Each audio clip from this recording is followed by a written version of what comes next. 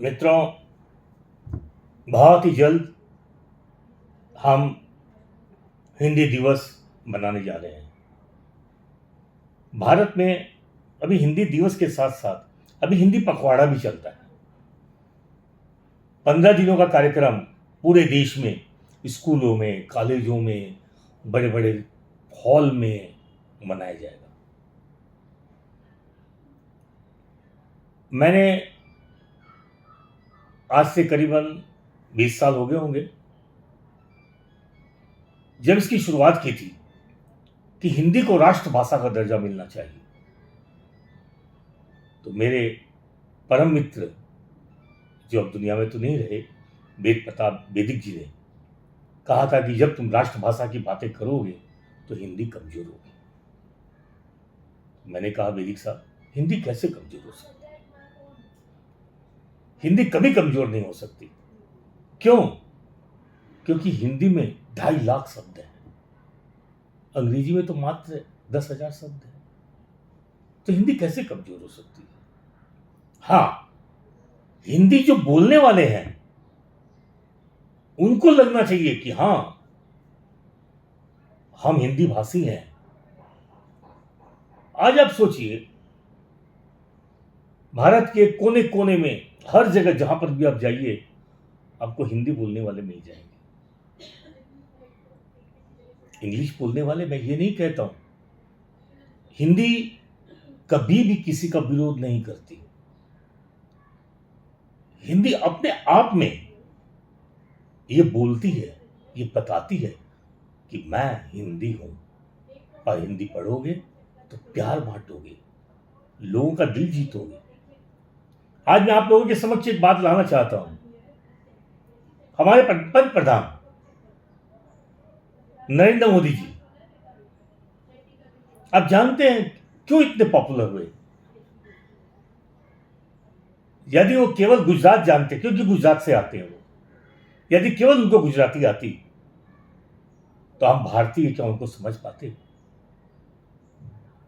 आज जो बड़े बड़े मंच पर जब मोदी जी बोलते हैं तो लोग उनको सुनते हैं, ध्यान से सुनते हैं, क्योंकि जो उनकी हिंदी है दिलों में उतर जाती है। आपको बता दूं, हर बड़े बड़े नेता हिंदी सीखने का प्रयास किए।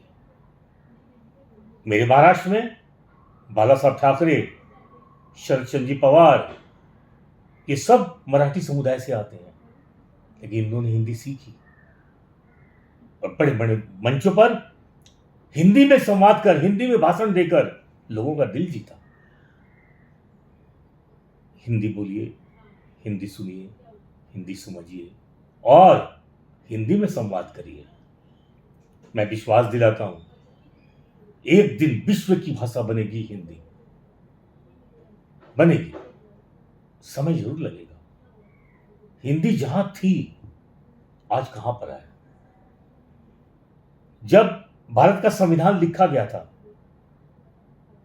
तब ये कहा गया था, ये लिखा गया था कि 15 सालों के बाद, यानी कि सन 62-63 में हिंदी को राष्ट्रभाषा घोषित कर दी जाएगी। लेकिन कहते हैं ना, विरोध हुआ, कोई बात नहीं।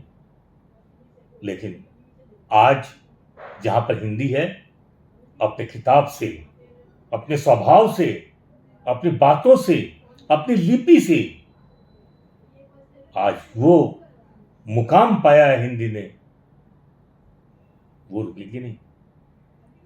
देश की राष्ट्रभाषा तो होनी ही चाहिए, और एक ही भाषा है ये हिंदी, जिसको अधिकार है राष्ट्रभाषा बनने का। ये बात जब मैंने वैदिक जी को बोली तो वैदिक जी ने मेरी पीठ थपथपाई।